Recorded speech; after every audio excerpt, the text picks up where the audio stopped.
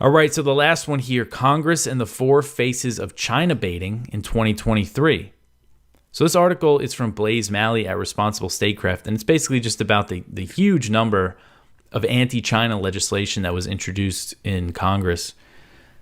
It says the first session of the 118th Congress was one of the least productive in the body's history. Only 22 bills were signed into law this year by the president, by far the lowest total since at least 1993, the first year for which the National Archives have data.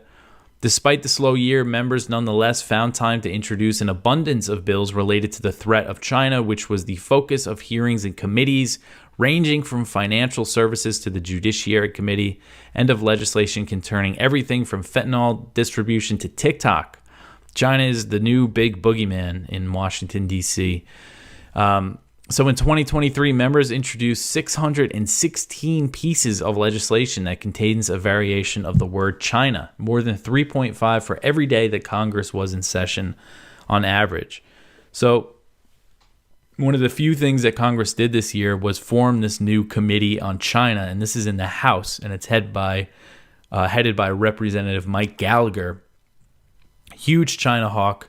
They're just trying to be as tough on China as they possibly can be, and they are, and basically after that committee was formed, bills targeting China's presence in economic, technological, military, and other fields were introduced, and none of these bills became law. It's important to point out, but it's just basically showing that they're just introducing they're just so focused on China now, and he goes through a few different types of legislation. There's legislation targeting foreign purchases of land in the United States. There's this whole narrative that China's buying up all the farmland. Even if you actually look at the statistics, foreign-owned farmland is already a very small number when it comes to the total farm acreage in the U.S. And then China, the amount that China owns is very small compared to other foreign countries.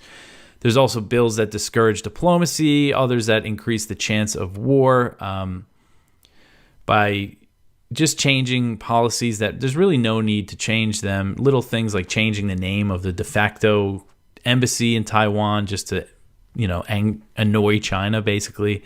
Things like that, needlessly antagonize China without accomplishing anything. So this is a big focus of Congress.